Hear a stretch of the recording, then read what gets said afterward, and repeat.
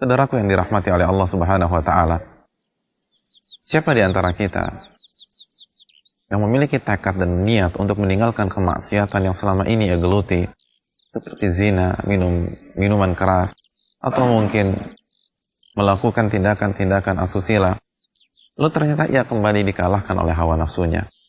Siapa di antara kita yang sudah memiliki tekad untuk bangun di pagi hari mengerjakan salat tahajud atau salat subuh, namun ia kembali dikalahkan dengan tidurnya?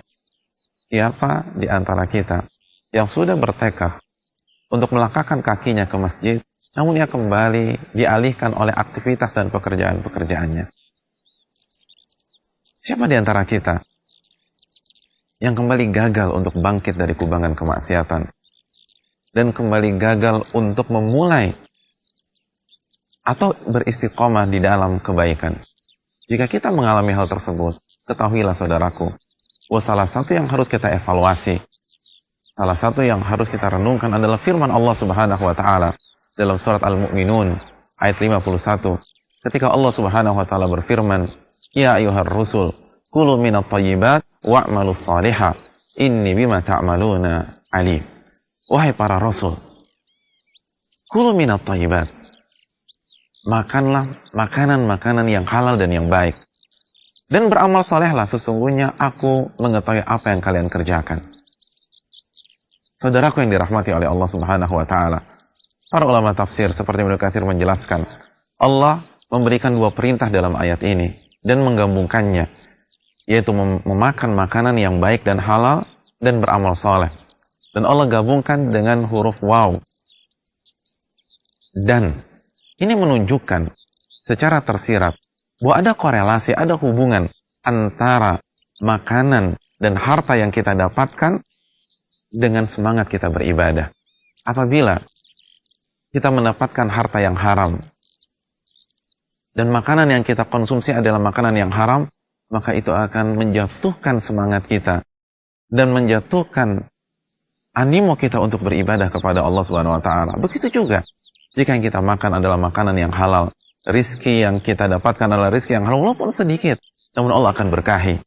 Dan ini membuat kita mudah untuk bangkit, mudah untuk berjalan ke masjid, mudah untuk ruku, mudah untuk sujud, mudah untuk menahan lapar dan dahaga dalam berpuasa wajib maupun puasa sunnah, mudah untuk berbagi, mudah untuk berzikir, mudah untuk bersalawat. Kenapa?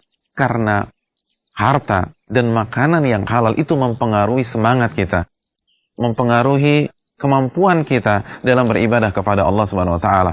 Siapa manusia yang hartanya paling halal? Siapa manusia yang makanan yang paling baik? Ya, kita memiliki satu jawaban, yaitu Rasulullah SAW.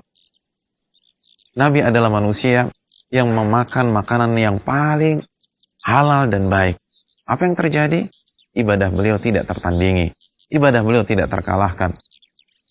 Nabi hidup bersahaja, namun ketika beliau salat tahajud hatta tawarramat qadamah, sampai kaki beliau bengkak, saking lamanya beliau mengerjakan salat tahajud.